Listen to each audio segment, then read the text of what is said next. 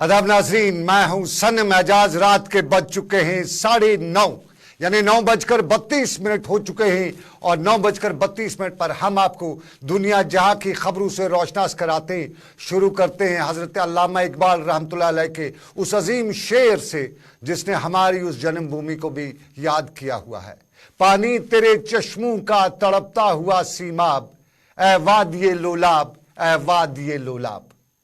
यह सरहदी जिला कुपवाड़ा की एक वादी है जिसे लोलाब कहा जाता है। अंग्रेजी में लोलाब का मतलब है land of love and beauty, और यह है कुपवाड़ा का मेन गेट। और कुपवाड़ा की एंट्रेंस पे, मेन गेट पे क्या कह सकते हैं आप, यहां से कुपवाड़ा की वादी शुरू होती है। और इस वादी के हवाले से बड़ी खबर मैं शुरुआत में इसलिए ले रहा हूं क्योंकि दिल्ली में आउटलुक ट्रैवलर्स का जो अवार्ड सेरेमनी हुई उसको बेस्ट टूरिस्ट डेस्टिनेशन ऑफ 2023 करार दिया गया है। यानी Lolab valley best tourist destination है जम्मू कश्मीर का, मुल्क की, और ये 2023 में सबसे टॉप पे रही है। दिल्ली में मुनक्कद एक तकरीब के दौरान वादी लोलाब जो कुपवाड़ा की जांगली से शुरू होती है और अंदर बुक के उस मैदान पे खत्म होती है, कलारूस के उस केव को लेके साथ चलती है, डोरूस की उस वादी को आगे लेके बढ़ती है, और फिर खुरहामा हो, वर्नो हो, या वादी लोलाब का चंडीगाम हो, सोगाम हो, दर्दपोरा हो, दारपोरा हो, ये सब वो इलाके हैं जो लोलाब की शान और अजमत को बढ़ाते हैं। और उसी अजमत को एक बार फिर याद करते हुए बताया गया कि 2023 में जम्मू कश्मीर का वादी लोलाब, जिसके बारे में कहा जाता है कि यहाँ चश्मे हैं, यहाँ नदी नाले हैं, यहाँ बेहतरीन देवदार के वो साए हैं जिन देवदार के सायों में पलकर हम जवान हुए हैं। उन देवदार के सायों की तारीफ और उन देवदार के सायों का जिक्र तज़किरा होता जब है तो यही कहा जाता है कि तेरे चश्मे हैं और तेरी कुदरत है, ला इंतहा ये कुदरत है और इस कुदरत का कोई और अनमोल नहीं। और ये तस्वीर है कलारूस के उस किले की या उस गुफा की जिसके बारे में आमतौर पे एक तासुर है या मिथ है कि ये रास्ता जो है ये रूस तक जाता है। जाता तो नहीं है क्योंकि आप करीबन 300 मीटर के बाद पूरा वहां पे ऑक्सीजन खत्म हो जाता है उस गुफा में, लेकिन है पुराने बुजुर्ग कहते हैं कि ये गुफा जो है यहां से रूस के लिए रास्ता निकलता है।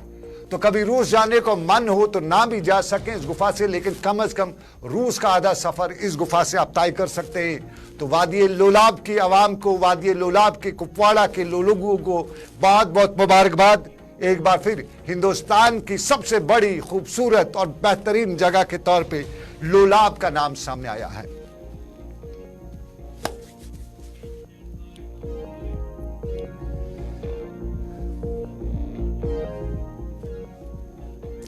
तो चलिए नाज़रीन, लोलाब के बाद अब दिल्ली का रुख करते हैं जहां पे अवार्ड सेरेमनी हुई थी। लेकिन दिल्ली में परसों की सेरेमनी जो मामला है उस मामले में दिल्ली पुलिस की स्पेशल सेल ने तहकीकात करते हुए इस मामले में और 2 अशखास को, मुश्तबा अशखास को गिरफ्तार किया है। गिरफ्तार किए गए अफराद की शिनाख्त महेश और कैलाश के तौर पर हुई है और ये दोनों राजस्थान के रहने वाले हैं। और बताया यह भी जाता है कि जस्टिस फॉर आजाद भगत सिंह नामी सोशल मीडिया ग्रुप से भी इनका मुबैना तौर पर ताल्लुक है।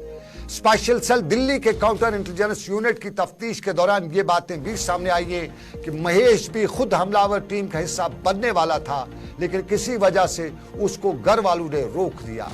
महेश ने दूसरे मुलजिम या यूं कहें मास्टरमाइंड ललित झा को राजस्थान के कचमन पहुंचने के बाद अपने साथियों के साथ मिलाया भी है। और दिल्ली पुलिस के जराये कहते हैं कि पूछगछ के दौरान ये बात भी सामने आई है कि हमले की तैयारी करीबन 1 माह पहले शुरू की गई थी। और ये भी पता चला है कि ये जो जूते जिनमें ये खसूसी तौर पे वो पटाखे या वो गैस के वो सिलेंडर हैं जो लाए गए थे, अंदर लाए गए थे, वो जूते लखनऊ में खसूसी आर्डर पर बनाए गए थे क्योंकि मुलजिमों को पता चला था कि पार्लियामेंट में जाते हुए जूते चेक नहीं होते हैं और इस तरह पार्लियामेंट के अंदर धुएं के वो डब्बे ले जाने में उन्हें आसानी भी होगी। दिल्ली पुलिस के कुछ हुकाम का यह भी कहना है कि स्पेशल सेल मुलजमान को हफ्ता या एतवार के दिन पार्लियामेंट के आते में जाकर एक बार फिर जो सिक्योरिटी की खिलाफ वर्जी हुई है उसका दोबारा मंजर कशी कराएगी और मुलजमान को जाए वकू पर दोबारा ले जाकर वो सारे सर्कमस्टेंस एविडेंसेस पैदा कराए जाएंगे। इस तरह से ये मालूम करने में मदद मिलेगी कि मुलजमान ने जो धुआं या कलर स्प्रे जो है वो पार्लियामेंट की इमारत में कैसे पहुंचाया और इस मंसूबे को कैसे अमली जामा पहुंचाया।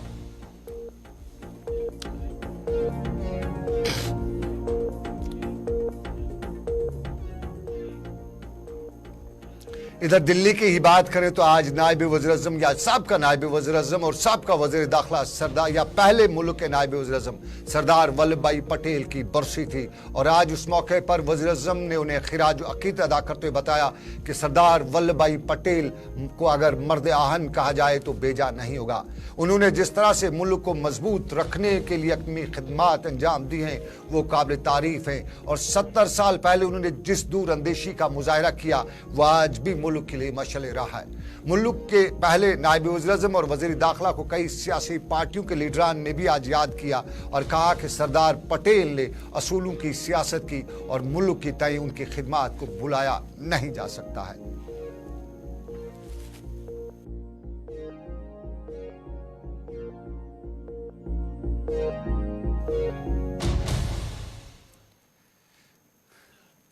चलिए नाज़रीन, अब एक और कामयाबी भी जम्मू कश्मीर के हवाले से। आज के प्रोग्राम में हम कामयाबियों की ज़्यादा बातें भी करेंगे लेकिन कुछ मामलात ऐसे भी हम उठाएंगे जिससे कुछ हो भी सकता है। लेकिन हम पहले बताएं कामयाबी का ऐलान बड़ा और ये जम्मू कश्मीर के जल जीवन मिशन को एक बड़ा कामयाब मुआरका तय हो चुका है और मरकजी सरकार ने जम्मू कश्मीर में इजाफी 54,752 देही घरानों को कवर करने के लिए पानी के लिए नई 102 स्कीमों को मंजूरी दी है और अब उन लोगों की या उन घरों की शिनाख्त जो है पिछले दिनों सरकार ने जो अवामी राब्ता प्रोग्राम शुरू किए थे जिनमें बैक टू विलेज था, बैक टू ब्लॉक दिवस था, JJM फोर्टनाइट था, ग्राम सभाएं थी, उनके जरिए जो मुख्तलिफ बेदारी कैंप किए गए उस दौरान ये शिनाख्त हुई हैं और सरकार ने उसके लिए अब ये कदम उठाया है और अब उन जो बचे हुए इलाके उनको भी जल जीवन मिशन में शामिल किया जा रहा है। इन नई 102 स्कीमों की मंजूरी के साथ अब ये यकीनी हो सकता है कि जम्मू में कोई भी घराना अब जम्मू कश्मीर में पानी के बगैर नहीं रह सकता है और इंतजामिया ने पीने के पानी और सफाई सुथराई के लिए मरकजी सरकार का शुक्रिया भी अदा किया है। 54,752 घरानों की कवरेज के लिए नई स्कीमों की बर वक्त मंजूरी के लिए 476.71 करोड़ रुपए खर्च आएंगे और ये मरकजी सरकार ने इस मिशन को हासिल करने के लिए रिजर्व भी किए हैं। हमारे साथ इस वक्त GN यत्तू साहब हैं जो मिशन जल जीवन मिशन को देख रहे हैं, इनकी देख रेख में सारा कुछ हो रहा है। उनसे हम बात करेंगे। यत्तू साहब बहुत बहुत शुक्रिया मुझे ज्वाइन करने के लिए। हेलो जी सनम साहब, मेरी आवाज आ रही है? यत्तू साहब आपको बहुत बहुत मुबारकबाद जिस तरह से आपने कोशिश की, काविश की और अब ये जो कोशिश है इसको आप किस नजर से देख रहे हैं, कितनी कामयाबी है? क्या 2023 के आखिरी महीने में जो ये मिशन मुकम्मल करने के लिए मरकजी सरकार ने रुकूमात दी हैं, क्या अब हमारी पानी का समस्या, पानी का मसला खत्म हो जाएगा? देखिए सनम साहब, जैसा कि आप जानते हैं कि जल जीवन मिशन जो है एक बहुत ही इम्पोर्टेंट नेशनल लेवल प्रोग्राम है जो कि पूरे मुल्क में चल रहा है और हमारे यहाँ जम्मू कश्मीर में भी जो है जल जीवन मिशन के तहत इस वक्त हमारी 3100 के करीब 3100 के करीब स्कीमें पूरे यूटी में चल रही है और उसमें ऑलमोस्ट 6,500 के करीब काम जो है, चाहे वो फिल्ट्रेशन प्लांट हो, चाहे वो पाइप नेटवर्क हो, चाहे वो ये जो है OSTS वगैरह हो, ये सारी की सारी चीजें हो उसमें चल रही हैं और उसमें अभी तक जो है 18 लाख से ज्यादा हमारा जो टारगेट था पूरे जम्मू कश्मीर में कवरेज का रूरल एरियाज में, जहां जहां JJM की गाइडलाइंस के हिसाब से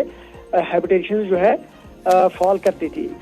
लेकिन आपको पता ही होगा कि पिछले कई सालों से हमारे यहाँ जो डिफरेंट प्रोग्राम चल रहे हैं, चाहे वो बैक टू विलेज प्रोग्राम हो या इसी तरीके से जो हमारा ब्लॉक दिवस प्रोग्राम हो या बाकी जो इसके अलावा भी काफ़ी फीडबैक हमने जब लोगों से लिया तो डिपार्टमेंट ने ये देखा कि इनिशियली कुछ ऐसे एरियाज भी थे जो इस कवरेज से जो है बाहर रह गए, छूट गए थे किसी तरीके से।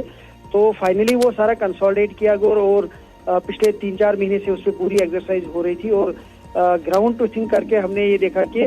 हमारे अभी 102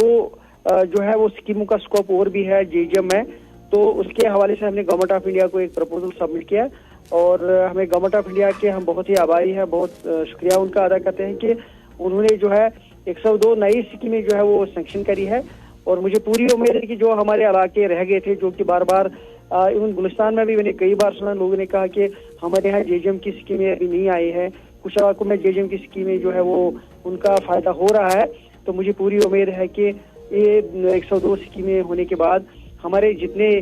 मैक्सिमम एरियाज जो जेजीएम की गाइडलाइंस के हिसाब से फॉल करते हैं तो वो इसमें कवर होंगे। जहां तक अब कंप्लीशन का सवाल है, जैसा कि आप जानते हैं कि हमारा अभी तक जो कवरेज है 75% एफएसटीसी जो हमारे है 18 लाख 18.5 लाख से ज्यादा जो कवर करने हैं हमने कर चुके हैं, लेकिन जो अभी हमारा 25% के करीब जो रह गया है ये काफी एक चैलेंजिंग जॉब है इन द सेंस के ये डिफिकल्ट एरियाज हैं, दूर दराज इलाके हैं जहाँ सारा इंफ्रास्ट्रक्चर बनना है। तो मुझे पूरी उम्मीद है कि हम जो इस तरीके से इस वक्त काम कर रहे हैं तो आने वाले दिनों में हम देखेंगे होपफुली कि 31 मार्च जो दिसंबर है वो जरूर हमारा टारगेट है। लेकिन चूंकि कुछ स्कीमें जैसे आज हम देख रहे हैं 102 नई स्कीमें जो है वो सैंक्शन हो गई है, ये लेट सैंक्शन हुई है, लेकिन हमने सारी एक्सरसाइज एडवांस में करके रखी थी कि जो ही अप्रूवल आ जाएगा तो tendering and everything will be done with in this month only. और मेरे ख्याल से ये सारी स्कीमें जो है 31 मार्च तक 100% कंप्लीट हो जाएंगी और उसके लिए जो है फंडिंग और एवरीथिंग जैसे आपने खुद भी फरमाया कि वो इन प्लेस है। और आने वाले दिनों में हमें उम्मीद करनी चाहिए कि जो जो इलाके छूट रहे थे वो जेजीएम के हिसाब से उनका कवरेज बनता था, तो मुझे लगता है उन इलाकों तक भी जो है जेजीएम के अब यदु साहब बहुत शुक्रिया आपका मुझे ज्वाइन करके, और मेरी तरफ से आपको बहुत बहुत मुबारकबाद। जिस तरह से आप काम कर रहे हैं, जिस तरह से जल जीवन मिशन के जरिए लोगों को पानी पहुंचाने का जो सवाब का भी है और जिम्मेदारी भी है, दोनों काम आप करें, इसके लिए आपका बहुत बहुत शुक्रिया और बहुत बहुत मुबारकबाद। और हम उम्मीद करते हैं कि इसी तरह से होता रहेगा, हर घर जल हर घर पानी जरूर पहुंचेगा। बहुत शुक्रिया मुझे ज्वाइन करने के लिए। वक्त इजाजत नहीं देता है, वरना आपसे लंबी बात करता, कुछ सवाल थे आवाम के भी उन पे बात करते, लेकिन वक्त इजाजत नहीं देता है। बहुत शुक्रिया मुझे ज्वाइन करने के लिए।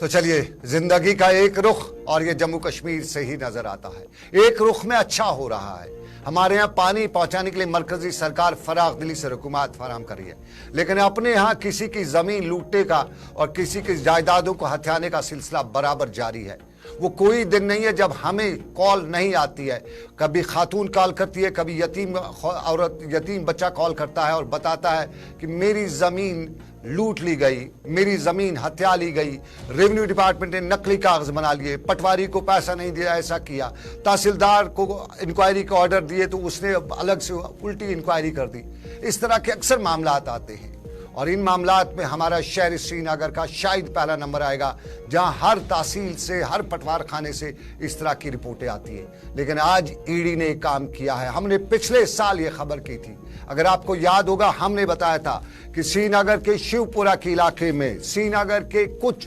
जमीन के द्राल, जिसे आमतौर पे कश्मीरी कहते हैं, उन द्रालों ने हाल खराब किया है और 257 कनाल की जमीन जो है उसमें एक फर्जी कोऑपरेटिव सोसाइटी बना के करोड़ों रुपए का में हमारे खजाने को चूना लगाया। लोन निकाला कोऑपरेटिव बैंक से और उस लोन के बाद जब जमीन के कागज भी नकली थे, दूसरों की जमीन थी, तो उसमें सब कुछ था। और इसी मामले पर जब तहकीकात हुई, बिलाखिर करीबन 1 साल के बाद ईडी ने आज शिवपुरा में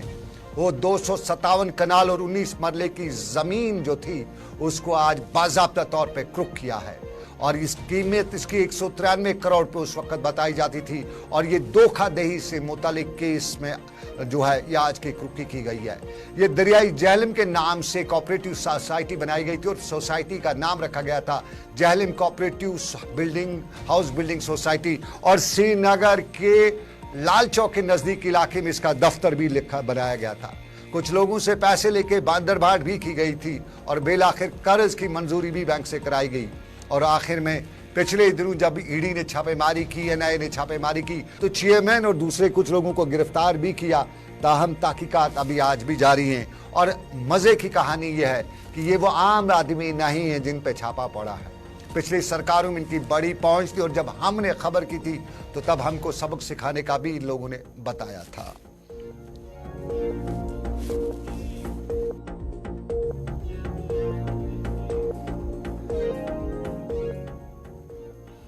बात ईडी के छापेमारी की है, लेकिन छापेमारी के और भी आज केसेस हुए हैं, उन सभी केस पे नजर रखेंगे। लेकिन पहले एक छोटा सा हम तजारती वक्फा लेंगे, ब्रेक के बाद बताएंगे आज एक्जन भी जेल गया है, कहां का गया है ये बताएंगे ब्रेक के बाद। लेकिन पहले एक छोटा सा तजारती वक्फा।